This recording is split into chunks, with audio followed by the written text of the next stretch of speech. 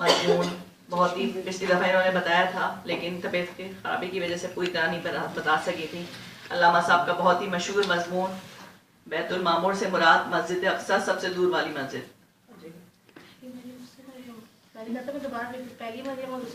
اچھا چلے آ جائیں, پہلی مریم اور دوسری مریم کر لیں.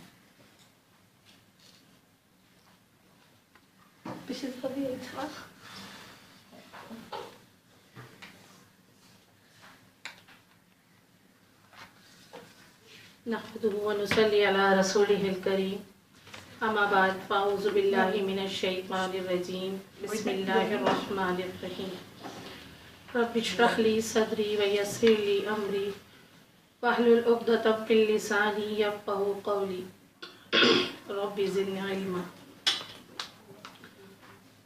محترم اساتذہ کرام, محترمہ ناظمہ صاحبہ اور تمام کے ممبران کو السلام علیکم ورحمۃ اللہ وبرکاتہ. وعلیکم السلام ورحمۃ اللہ وبرکاتہ.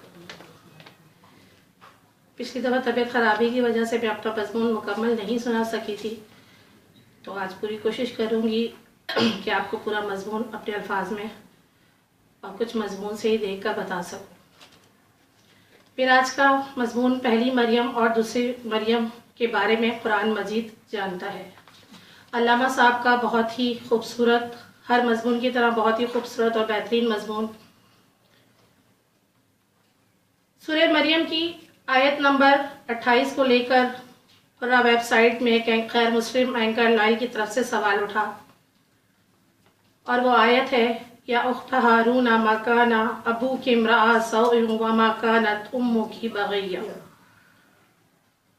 اس کا سوال یہ تھا کہ میں نے کبھی شک نہیں کیا ان حقائق کے بارے میں کہ جو مشکوک تھے. محمد نے یہودی عالموں سے سن کر اسے قرآن میں نقل کر لیا ہے, نعوذ باللہ.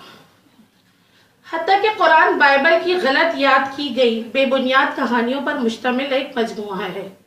ایسی ہی ایک الجھن ایک ایسی مریم کے بارے میں جس کا ذکر عہد نامہ قدیم میں ہے کا تعلق کنواری مریم جس کا ذکر عہد نامہ جدید میں ہے کے ساتھ جوڑا جا رہا ہے.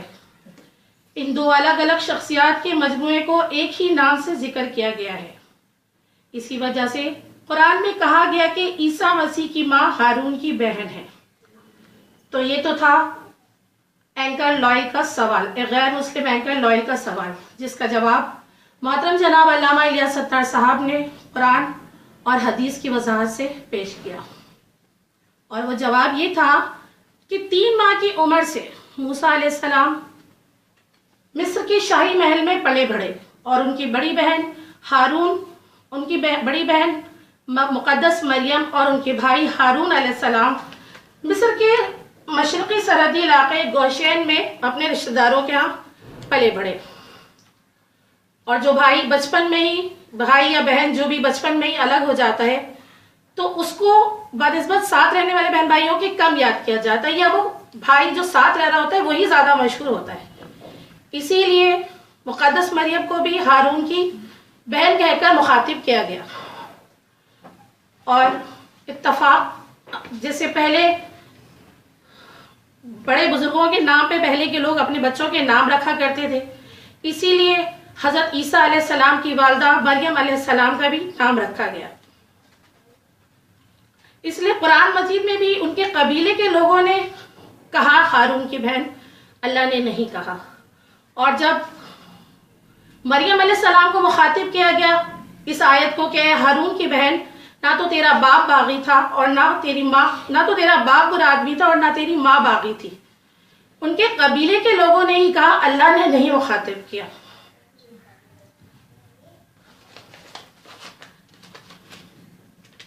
پھر صحیح مسلم کی حدیث میں یہ بات ہے, یہ حدیث ہے صحیح مسلم کی 5326, صحیح مسلم کی حدیث نمبر, کہ مغیرہ بن شعبہ جب نجران گئے تو وہاں کے عیسائیوں نے ان سے پوچھا کہ قرآن میں مریم علیہ السلام کو ہارون کی بہن کیوں کہا گیا, حالانکہ مریم علیہ السلام سے سینکڑوں سال پہلے